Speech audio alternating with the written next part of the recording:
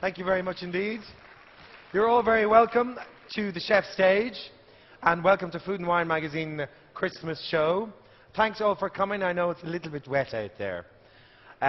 So thanks for making the effort to come along. This afternoon, the next chef is Neven Maguire. Before I introduce him, just to introduce you to the wine editor of Food and Wine magazine, who's helped us choose the wines to go with the food that Neven is making, Raymond Blake. Thank you very much indeed. Hey, how are you? And of course, the man that you've all been waiting for, Neven Maguire. Hello, hello, hello. Good afternoon, Ross. How are you? Good to see you. Great. Raymond, how are you? Good afternoon, everybody. All well? Yes, are you all hungry? Isn't that why you're here, Food and Wine, the show? Listen, I hope you enjoy your afternoon. We're here to talk about Christmas. I'm sure you're all prepared for Christmas, are you? Sorry? Yes, of course you are. Exactly. We're here to give you lots of tips over the next, 45 minutes? Is that what I'm allowed to say? Well, a little bit less than that. A little bit less, okay, sorry. Okay, well, there we go. That's put me in my spot. Okay, so we're going to talk about the goose. Okay, Christmas is a very special time in my house. It's a time for family.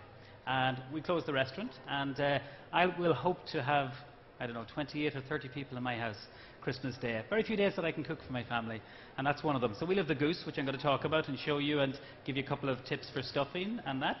And we'll have the turkey and ham, and then I have a twin brother and another younger brother who don't eat either. So we'll have a couple of T-bone steaks for them. It's not very traditional now. So I think the whole thing at Christmas is being prepared, and in restaurants, in the kitchen, we call that mise en place.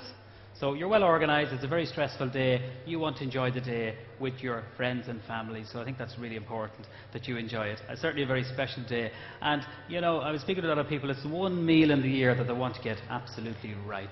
Does that mean you don't care the rest of the time, Neven? Oh no, not for the family. No, very big day, especially when there's more people in the house, you're an awful man. Absolutely. Consistency is the name of the game, isn't that right? Yes? Okay, we're going to talk about our goose, and this is an absolutely stunning goose that we have here. This is a free-range goose, kindly supplied from M&K Meats. Michael, he's down the back there, fantastic butcher. What he doesn't know about meat isn't worth knowing about, so please call to him. Okay, a good goose, this is about a 5-kilo goose, works out about €50, so it's not cheap, all right? It's quite expensive, you know, but it is absolutely beautiful. So how do we cook it? We roast it. We start it off in a good hot oven, 170, into the centre. Now this isn't going to look very pleasant on camera, but we have some lemon and orange hiding in there. We're going to get some beautiful fresh herbs from Hanlon Herbs. So you don't stuff it then? We're going to stuff, well, there's two things, okay? We don't stuff the cavity of it, but in the back of the goose, we do stuff it. So we put fresh thyme into that. I'm going to show you how to make the stuffing. Now when you're stuffing the neck of the goose, you must remove the wishbone. That makes it easy to take off the bone, so remember that. Anything cooked on the bone has so much flavour, no matter what anyone says, it's absolutely full of flavour. Cook it on a trivet, this is what we call a trivet here. Good hot oven, you know, we have a wonderful oven here from Mila. So start off at 170 degrees and reduce the oven down to 135, 140. Okay, fan oven. So you start off a good hot oven for about an hour, then reduce the heat. And if it's browning too much, shiny side of the tin foil onto it, and that will protect the goose. Okay, because it will, you know, because it's a beautiful kind of like crispy skin is what we want, isn't that right? And that's what gives it a lot of flavour. You'll get a lot of fat from goose. And a good tip for you with all the fat, okay, this isn't going to look too pleasant either, but keep this. Boil this up with some vegetable oil or sunflower oil, okay? You render this down, and you keep this for your roast potatoes or roast vegetables. It's stunning, absolutely beautiful. Could you use vegetables instead of this as a trivet? Yeah, you could. You put the vegetables in afterwards, okay? You want to be careful because the vegetables would caramelize. Isn't that the word we were saying yesterday? Yes, not burn, caramelize. That's caramelize. Right, yes. Cajun is burnt. Cajun is burnt. That's the new word. And it's important if you sit it up so the air circulates. So start it off in a hot oven, a little bit of salt, okay, on the goose, a little bit of black pepper, and that's really it. So you put your citrus fruit into the centre of the actual goose, because it is a rich meat, so you want something to cut through the richness of it. So we have that already done, put that into a good hot oven, you allow 15 minutes per pound plus 15 minutes. So just work out your calculations. So this would take, like I have one already cooked, you'll be shocked when you take it off the bone, you know, what you get out of it. You probably serve 7 to 8 people, honestly. There's not a huge amount out of a goose. So we'll be cooking 2 of those in our house, and of course the turkey and ham, whatever. But this one would take about maybe 4.5 hours to cook. So you do it early on in the morning. The whole thing is oven management. Okay, that's the whole thing. So if you have any questions, you can come up to me afterwards. This isn't what, of course, what I would do is get a wee bit of string and tie that up there, and you'd keep its shape, okay? So if it's a shiny side in, it kind of reflects, and you get a more even colour onto the goose as it's cooking. So don't forget that. So Katrina, I'll give you that. Okay. There's your Christmas gift now. Okay? All right? Now, what we're going to talk about is the stuffing. And we have some sausage meat here. So some sausage meat, just go to your really good local butcher. And there's fabulous stands here. Please go and visit them and just ask lots of questions. These are people who have so much passion and flair for what they do. You know, as a chef, you're only as good as the ingredients you use. I know that's a cliche, but it is so genuinely true. And for me, coming from a small little village, it's all about the local produce. Yeah, and what's interesting is I always find is, obviously with the magazine we deal with small producers and bigger producers all the time. All of them always have a great recipe for whatever it is that they have. Don't they? Or 2 or 3 great recipes. Yeah, and they'll give you tips. They'll give you the wee techniques and tips, and that's what you want. These are the people who really care about what they do. So please go and ask them lots of questions. Okay, for our sausage meat stuffing, these are like dried cranberries. You can get this in most health food shops. They go into our sausage meat.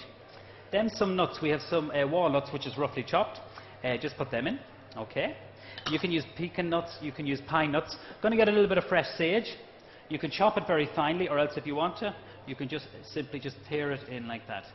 And then we're going to grate some apple. So sage, of course, works really well in this. You could add some diced red onion. Some breadcrumbs go in there, just to bulk it up. And then we're going to grate our apple. I'm just going to, So just a red apple or whatever apple, Bramley apple, it doesn't make a difference. Just grate this in here. Classic combination. Yeah, sage absolutely. And apple I mean, it doesn't, there's no need to mess around with it. Just go and get the really good goose. You need to be pre-ordering that, everyone, because I'm very lucky I have a local guy. He's Thornhill Duck, and he rears geese. And that's why they're expensive. They're rearing them for up to 6 months nearly. So, it's like anything. You get what you pay for. If it's well fed and well reared, and it's full of flavour. I mean, goose is just such a beautiful... On top of that, of course, there's demand. And a quick economics lesson here. The more people that buy it, then I'm sure the price will fall. Absolutely. So we need more people to order good, traditional, long before turkey, goose was the dish that was on people's tables in Ireland for Christmas. Very true. And you know what also you could do is a roast duck if you're only cooking for smaller. There's brilliant people producing fantastic ducks all over the country. So try that. The same technique, the citrus in the centre. Okay, you don't have to stuff the goose, or excuse me, the duck, and just lots of fresh herbs. So we grate that in, okay, and then mix all this up. So this is our stuffing that we put into the neck cavity of the actual goose. But what I also do, and I have this in the oven, is we wrap this in tin foil. Well, we wrap it in parchment and then in tin foil, and we bake it off in the oven. So the cranberries really cut through the richness of the goose, because it is a very rich meat, and it's a delicious meat. You don't need a huge amount of it. You're not going to be nearly eating as much. Of course, you couldn't afford to be as you would turkey. Do you know what I mean? Because it's is this what you big mean difference. Earlier you were saying yesterday about Cavan pork? Oh, now come on now. I know I'm from Cavan. You would get that one in. You expected me peeling the apple in my pocket. I know you did. Huh? We're not that bad, And, I think there's a couple of generous Cavan guys there. I think there is. So that's our stuffing made. He's awful, isn't he? So that's it. So that can be done. The whole thing is preparation. And that can be done in your, you can do that easily a day or two ahead. So the whole thing is preparation. So we have this in our oven. So this is our stuffing. Okay, and it's wrapped already. You can see a little bit of paper there. This is some parchment paper. I'm going to let that rest. So we've actually cooked that separately as well as stuffing the goose. So you wrap it. This can be done even, on the morning with the goose, or even the day before and warm it up. So the whole thing is preparation. You wrap it in tin foil like a little Swiss roll. That's already done. Okay, so what we're going to do next is just show you the goose that we've already cooked. Okay, when I got home yesterday, we had a great day here yesterday, and we had good fun, didn't we? We did. We had fantastic fun. I had some great goose. We took our goose, the breast and the leg off the actual goose. We've actually removed the bone. If you can see that, there's no bone there. This makes it very easy for carving, so it does. And we've removed the wing bone too. So look at that there. So you're allowing maybe 3 to 4 portions from a breast and about the same from the leg. Approximately thereabouts. Okay, that's what you're really allowing, especially with the stuffing. We're serving some red cabbage. So how are we going to heat this up? This is already cooked, it's cold. So we have parchment paper, which is a non-stick silicone paper. I'm going to get some water, and then we're going to put this into a really good hot oven, and the oven's at 200 degrees, and this will take about 20 minutes to warm through. Is this the leftovers of the goose? Or this is the full goose. This is the full goose broken down. Okay. This is what I'm left with. From the goose you've seen there, the same size. So I know it looks a wee bit smaller, when it's taken off the bone, which is obvious. But the best way is to cook it on the bone until... And how you test when it's cooked, everyone, if you get the drumstick, okay, and you twist it and it comes loose, it's absolutely cooked. So we're going to put this into the oven, 200 degrees. Okay, no, wrong oven, here. There we go. We have the...